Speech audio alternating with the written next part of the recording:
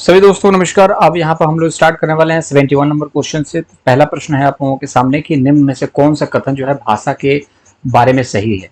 ठीक है, तो यह व्यवस्थाओं की व्यवस्था है। ठीक है, यह व्यवस्थित है, यह नियमों और अपवादों का नियम है, यह अनेक विचारों का विचार है।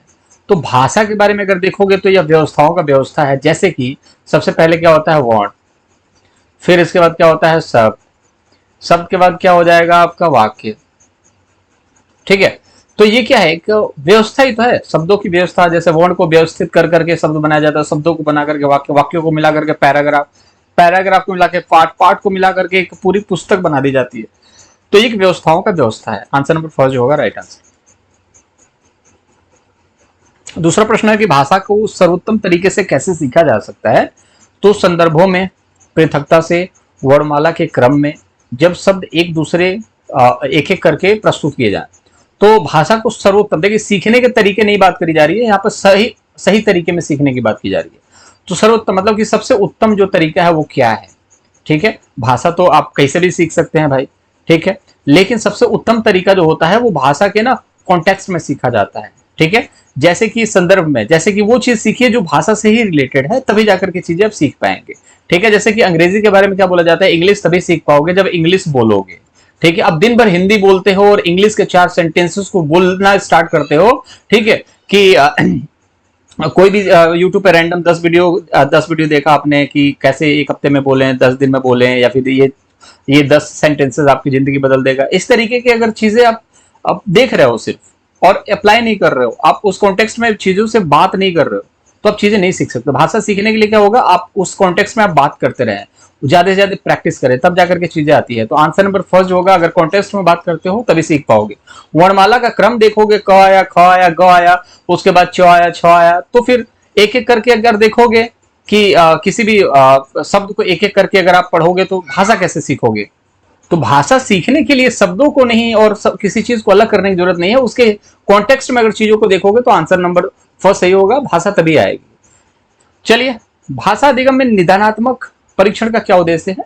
तो माता पिता को प्रतिपुष्टि देना। अगर भाषा अधिगम, कोई भी भाषा आप सीख रहे हो, हिंदी सीख रहे हो, हिंदी सबको पता, मैं इंग्लिश का एग्जांपल इसलिए ले रहा हूं क्योंकि हिंदी और इंग्लिश जो है ना, दोनों एज इट इज क्वेश्चन आपको पूछ लिए जाते हैं। ये सारे क्वेश्चन इंग्लिश में भी देखने को मिलेंगे आपको। तो जब भी आप भाषा को सीखते हो तो उसके द्वारा अगर कोई दिक्कत आपको आती है तो उसका परीक्षण करने का क्या उद्देश्य है। निदानात्मक, निदान मतलब समझते हो किसी समस्या का समाधान। तो उस समस्या का समाधान जो है भाषा अधिगम में किस तरीके से की जाती है, समस्या के समाधान का उद्देश्य क्या है। ठीक है, क्यों किया जाता है समस्या का समाधान। तो माता पिता को प्रतिपुष्टि मतलब फीडबैक देने के लिए। ठीक है, जैसे टीचर फीडबैक देते हैं ना कि बच्चा स्कूल में कैसा कर रहा है, तो नहीं, ऐसा इसलिए तो नहीं दिया जाता। निदानात्मक प्रतिपुष्टि देने के लिए नहीं की जाती है। निदान मतलब कि क्या होता है, ये तो एक कंप्लेंट टाइप की हो गई। एक फीडबैक ऐसा हो गया जैसे कि हाँ लड़का अच्छा कर रहा है, बुरा कर रहा है, लेकिन यहाँ पर लड़का में समस्या क्या है इस चीज के बारे में बात ही नहीं कर रहा है। प्रगति तालिका में भरने से भी यहाँ पर पता नहीं चलने वाला है। प्रगति तालिका में भरने से आप ये होगा कि एक पोर्टफोलियो बना रहे हो कि कैसा चल रहा है इसका, लेकिन समस्या का समाधान तो अभी भी नहीं हुआ ना। संकल्पना, जो संकल्पनात्मक आकलन के लिए योजना बनाना और प्रश्न पत्र तैयार करना। आप प्रश्न पत्र तैयार करोगे, प्रश्न पत्र आप उसको दोगे, वो लिखेगा। समस्या का समाधान कहाँ है गुरुजी, तो समस्या का समाधान यही लग रहा है मुझे। अगर 3 गलत है तो एक तो आंसर सही होगा ही। शिक्षार्थी समझ के स्तर पर कहाँ पिछड़ रहे हैं यह जानना। तो समस्या का समाधान तभी हो सकता है जब आप इस चीज को समझेंगे कि प्रॉब्लम है कहाँ। ठीक है, आप कोई भी मेडिकल स्टोर पर जाकर के ये नहीं बोल सकते मुझे दवा दे दीजिए, वो पूछेगा क्यों, किस वजह से, क्या हो रहा है आपको कि मैं आपको दवा दूं, प्रॉब्लम क्या है। तो जब प्रॉब्लम पता चलेगा, जब आपका पता चलेगा ना कि आपकी समझ कहां तक है। जैसे कि आप मान के चलिए काल पढ़ना चाहते हो, वर्तमान काल, भूतकाल, भविष्य काल, आपको काल पता ही नहीं है। ठीक है, और उसके बाद आप काल पढ़ना स्टार्ट कर देते हो तो फिर आपको समझ में नहीं आएगा। अब आप ये सोचोगे काल मैंने पढ़ना स्टार्ट कर दिया और मैं सीख जाऊंगा पढ़ने के बाद, नहीं, आपको पहले तो वर्तमान काल क्या होता है, भूतकाल क्या होता है, तब तो आप चीजें स्टार्ट करोगे ना। तो आपका लेवल पहले चेक करा जाता है, उसके बाद जब उस समस्या को समझा जाता है, उस समस्या के हिसाब से आप लोगों को ट्रीट किया जाता है, तब जाकर के कहीं ना कहीं आप भाषा को सीख पाओगे। नहीं तो ऐसे ही 10 वीडियो, 5 वीडियो, आप 10 सेंटेंसेस देखोगे, आप सोचोगे इंग्लिश बोलना आ जाएगा, हिंदी बोलना आ जाएगा, तो ऐसा पॉसिबल नहीं है दोस्त। आपको अपना लेवल पता होना चाहिए। आंसर नंबर 4 मेरे हिसाब से, चलिए आंसर नंबर 4 जो है मेरे हिसाब से और सीटेट के हिसाब से भी सही है। चलिए अगला प्रश्न देखते हैं दोस्त कि बाल केंद्रीय कक्षा में शिक्षक को क्या करना चाहिए। एक ऐसा कक्षा है जिसमें कि शिक्षक जो है वो एक फैसिलिटेटर का कार्य कर रहा है, बालक सेंटर में है, बालक जैसा चाहता है उसके हिसाब से हम अपने पाठ्यक्रम को लचीला करते हैं, अपने टेक्निक को, अपने शिक्षण को, मेथड को, पढ़ाने के जो टीचिंग मेथड्स हैं उसमें हम कहीं ना कहीं आप देखोगे कि वेरिएशंस लाते हैं ताकि बच्चे अच्छे से सीख सके।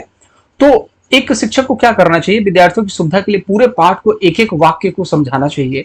देखो यार, एक एक वाक्य को अगर समझाने लगोगे तो सिंपल सी बात ऐसी हो जाएगी कि क्लास पूरा हो जाएगा और पता चले कि आप 10 लाइन भी नहीं पढ़ पाए हो और आने वाले टाइम में आपका टाइम इतना जल्दी खत्म हो जाएगा कि आप 2-3 चैप्टर ही खत्म कर पाओगे।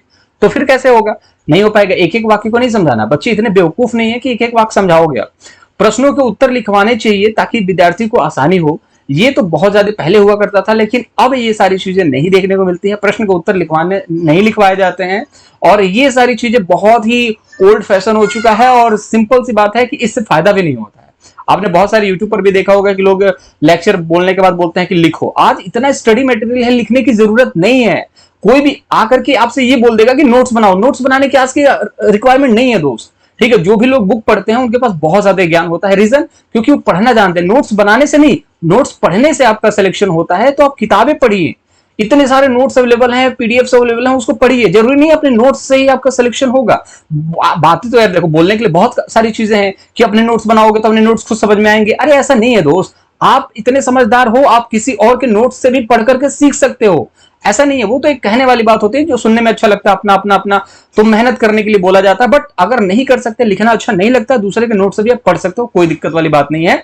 ठीक है, तो ऐसी प्रवृत्तियों का प्रयोग करना चाहिए जिसमें विद्यार्थी स्वयं से पहल करने के लिए प्रोत्साहित हो। तो स्वयं से आप पहल कीजिए। ठीक है, बाल केंद्रित शिक्षा में देखो, शिक्षक को क्या करना चाहिए, ऐसी प्रवृत्ति बनानी चाहिए जिससे विद्यार्थी जो है स्वयं से पहल करने के लिए, जैसे नोट्स बनाने की बात हो रही है ना, तो नोट्स आप खुद से बनाओ। इस चीज के बारे में टीचर ये बात बोलता है, लेकिन ऐसा जरूरी नहीं है कि आप नोट्स बनाओगे तभी सिलेक्शन लोगे। लेकिन आपको किसी भी चीज के लिए ना, आप यहां पर शिक्षक क्या करेगा, आपको खुद मोटिवेट करेगा। सेल्फ स्टडी कीजिए, हमारा वीडियो देखते हो आप, ठीक है, पूरे क्लास को देखते हो, ठीक है, लेकिन सेल्फ स्टडी कीजिए, खुद से करने की कोशिश कीजिए। नोट्स बनाने का मन नहीं है, कोई दिक्कत नहीं है, नोट्स मत बनाइए, लेकिन जो नोट्स मिल रहा है ना आपको, उस नोट्स को पढ़िए, क्योंकि आप खुद ही कर सकते हैं अपने आप के लिए, कोई दूसरा नहीं कर सकता। तो ये छोटे बच्चों के लिए आप क्या करोगे यार, छोटे बच्चों के लिए खुद से खोजने के लिए दोगे, खुद से पहल करने के लिए दोगे, आंसर नंबर 3 राइट आंसर हो जाएगा।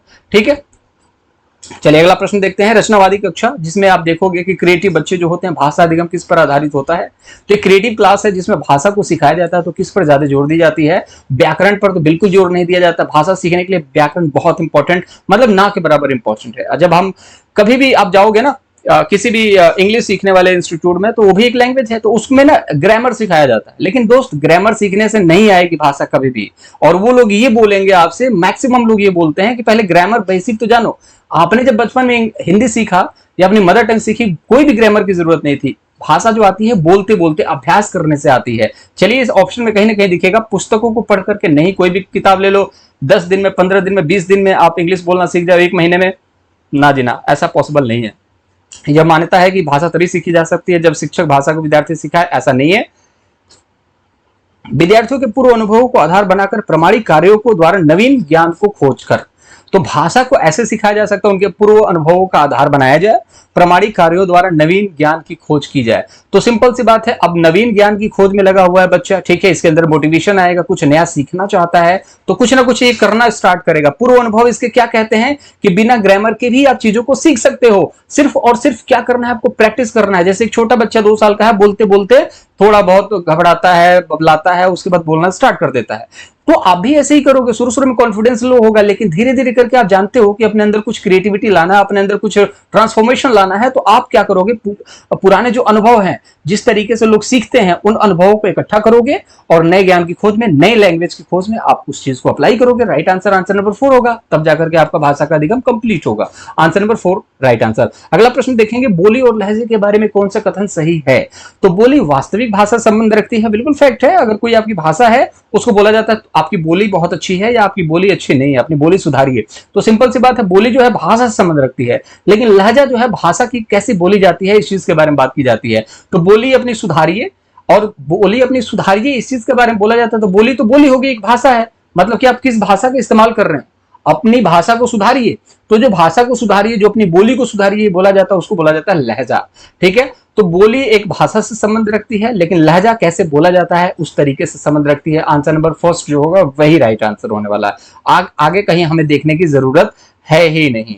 ठीक है, और इस चीज को आप समझिएगा, जब पेपर में आपको लगता है कि 100% श्योर है तो उसको देखना, आगे देखने की जरूरत नहीं, बट फिर भी आप एक सेकंड के लिए नजर मार सकते हो, क्या पता कुछ बोल दे। तो चलो नजर मार लेते हैं। लहजा वास्तविक भाषा संबंधित है? लहजा वास्तविक भाषा संबंधित नहीं है।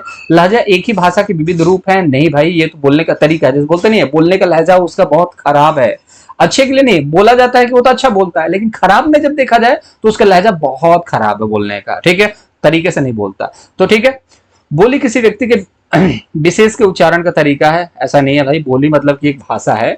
ठीक है, आंसर नंबर फर्स्ट मैंने बोला राइट आंसर, राइट आंसर। चलिए अब देखिए, निपुण भारत मिशन का उद्देश्य एक ऐसे लक्ष्य के रूप में सुनिश्चित किया गया है जिसे वर्ष 2026-27 तक पूरा करना है। कक्षा एक में साक्षरता के लक्ष्य इस तरह रखे गए हैं कि बच्चे, अब देखिए, कम से कम 2 से 3 बढ़ने वाले सरल शब्द पढ़ पाए, आयु उपयुक्त अपरिचित पाठ्य सामग्री में आए कम से कम 4 से 5 सरल शब्दों वाले छोटे वाक्य पढ़ पाए। बहुत अच्छा। और तीसरा है प्रति मिनट 45 से 60 शब्द अर्थ सहित पढ़ पाए। और चौथा है आपका प्रति मिनट कम से कम 60 शब्द अर्थ सहित पढ़ पाए। ठीक है, तो ये क्लास के लिए भाई, ये देखोगे तो ये क्लास सेकंड के लिए है, ये क्लास थर्ड के लिए है। ठीक है, क्लास सेकंड में 45 से 60 वर्ड जो है ये पढ़ पाए बच्चे, और क्लास थर्ड तक 1 मिनट में 60 शब्द बच्चे पढ़ पाए। ठीक है, तो ये एक शर्त रखा गया है, तो ये अच्छी शर्त है। लेकिन यहाँ पर क्लास 1 के बारे में बात करी जा रही है, तो क्लास 1 के बारे में ये है कि कम से कम, यहाँ पर आप देखिए, कम से कम 4 से 5 सरल शब्दों वाले छोटे वाक्य पढ़ पाए। ठीक है, 4 से 5 सरल शब्द, समझ रहे हो? सरल कितना होता है? 3 हो गया ना। अब ये उपयुक्त, उपयुक्त क्या हुआ? 5 शब्द है ना। ठीक है, अपरिचित कितना है? 5 है ना। तो ये 4 से लेकर के 5 तक के जो शब्द है ना, उनसे बने हुए जो वाक्य हैं उनको पढ़ पाए, इस चीज के बारे में बात करी गई है। आंसर नंबर जो सेकंड होगा वो राइट आंसर होगा। आई होप चीज समझ में आ रही होगी। निपुण भारत का लक्ष्य यही है कि बच्चों को यहाँ पर पढ़ना लिखना सीख जाए और गणितीय अंक जो है आना स्टार्ट हो जाए। ठीक है, दूसरे क्लास में बच्चे 45 से 60 शब्द बोलना सीख जाए, और 8 साल की उम्र तक, 9 साल की उम्र तक बच्चे प्रति मिनट 60 शब्द कम से कम बोलना स्टार्ट कर दें। निपुण भारत योजना जो है वो 5 जुलाई को लागू हुई थी। ठीक है, इसको याद रखिएगा, 5 जुलाई को लागू हुई थी, बहुत इंपॉर्टेंट है। और निशंक जी ने, रमेश पोखरियाल निशंक जी ने इस चीज के बारे में बताया था। आप सन मुझे ना कमेंट बॉक्स में बताना कि किस ईयर में ये लागू हुआ था, 2021 में लागू हुआ था या 2022 में लागू हुआ था, ये कमेंट बॉक्स में आप जरूर बताना। ठीक है, चलिए आपके लिए एक छोटा सा सवाल है, आई होप आप इसका आंसर देंगे। आंसर नंबर इसका 2 होगा, आप देख लीजिए, यहाँ पर मिलाते चलेंगे आप लोग। यहाँ पर आंसर नंबर आपका 2 होगा, राइट आंसर। चलिए, कक्षा 3 की अध्यापिका को अपने विद्यार्थियों के श्रवण कौशल का आकलन करना है और इसके लिए किस गतिविधि का संचालन करना चाहिए? तो एक क्लास 3 में एक अध्यापिका है, वो अपने विद्यार्थियों के श्रवण कौशल का आकलन कर रही है, मतलब कि बच्चे सुनते हैं कि नहीं। अब सुनने का मतलब ये है कि वो जो है ना, वो उनका कंसंट्रेशन कैसा है। ठीक है, इसके लिए किस गतिविधि का संचालन करेंगी? तो पढ़ी गई सामग्री से शब्दों का अर्थ बताने के लिए कहेगी। ठीक है, हम लोगों के साथ भी होता था, आपके साथ भी हुआ होगा कि कोई रीडिंग लगा रहा है और दोस्त यार आपस में बात कर रहे हैं और टीचर देख रहा है। टीचर तो सारे होते ही हैं भाई, कितना भी, वो भी स्टूडेंट थे कभी, तो उनको पता है कि किस तरीके से बदमाशी बच्चे करते हैं। तो टीचर का मूड खराब था, और जब मूड खराब था तो किस पर निकलेगा भाई? बच्चों पर निकलेगा, अगर उनके बच्चे नहीं है तो।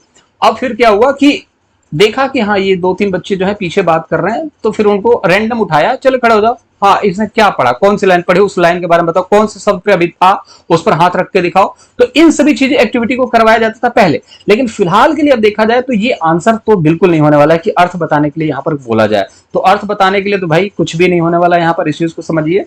दूसरा है सुनाई गई कहानी पर चित्र बनाने के लिए कहना है, ये ठीक है। अगर आप ध्यान से किसी चीज के बारे में सुनते हो तो उस चीज का चित्र बनवा दिया जाए तो आपका पता चल जाएगा एक एक बारीकी। जैसे कि मैंने बोला मछली जो होती है, जैसे हमने बोला कि गाय जो होती है, गाय ठीक रहेगा, इसमें चीजें आसानी से समझ में आएंगी। गाय हमारी माता है, उनके 4 पैर होते हैं, एक पूंछ होती है, 2 सींग होती है, ये सारी चीजें हमने बता दी।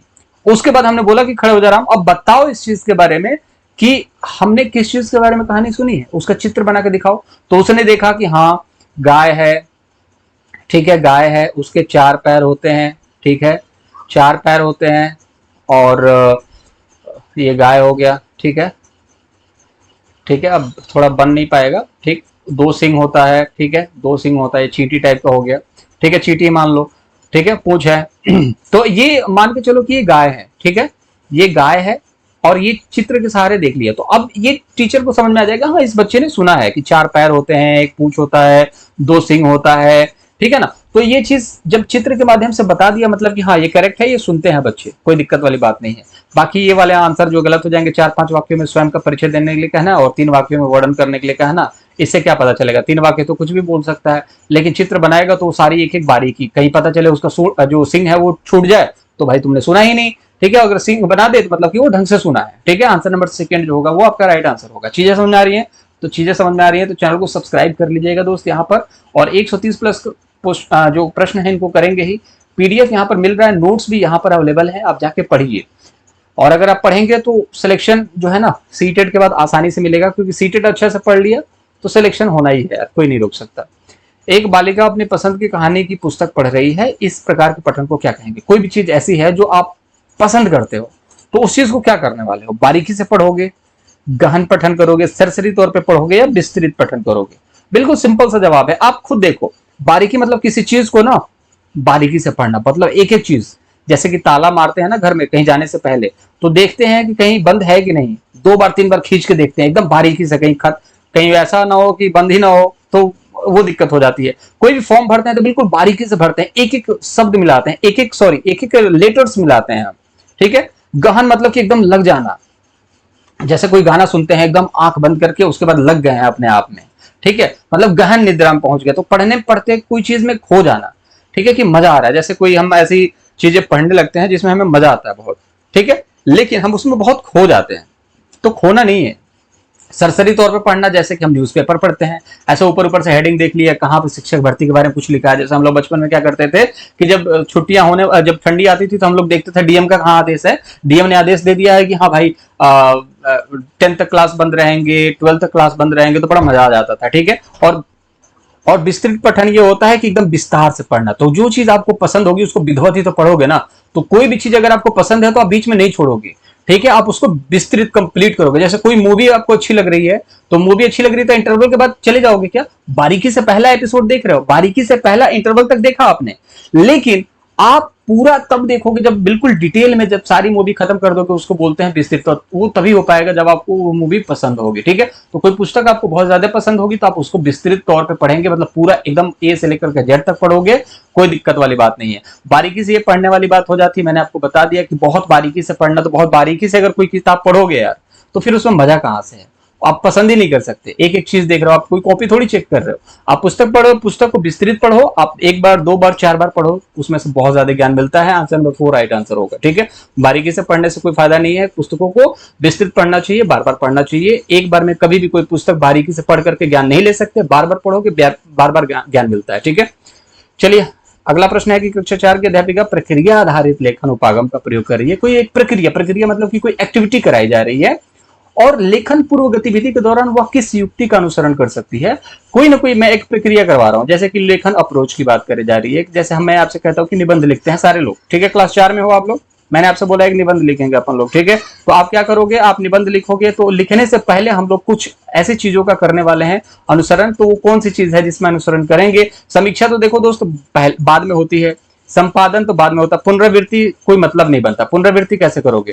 कोई भी चीज निबंध लिखने से पहले क्या करोगे? निबंध लिखने से पहले मानस मंथन करोगे, सोचोगे उस चीज के बारे में, उसके बारे में सोचोगे कि वो क्या चीज है, कहाँ आपने उस चीज के बारे में पढ़ा है, लिखा, उसके बारे में आप कितना जानते हो। पुनरावृत्ति बार बार किसी चीज को करने से क्या मतलब है? किसी चीज को बार बार तब करोगे ना जब करोगे। तो यहाँ पर करने से पहले की बात बताई जा रही है, तो आंसर नंबर 4 जो होगा राइट आंसर होगा। चलिए 130 प्लस प्रश्नों को हम निपटाएंगे। सब्सक्राइब कीजिएगा चैनल को, पीडीएफ यहाँ पर मिलेगा, जाइएगा, और नोट्स भी अवेलेबल है, नोट्स पढ़िए, और नोट्स ही आपको यहाँ पर किसी भी तरीके से आपको एकदम मजबूत कैंडिडेट बनाते हैं कि आप जॉब ले सकें, ठीक है। सीटेट बस पास करना, निकल जाएगा, टेंशन मत लो, सारे वीडियोस देख लेना, नोट्स यहाँ पर पढ़ लेना। मुलाकात अगले वीडियो करेंगे, ख्याल रखें अपना।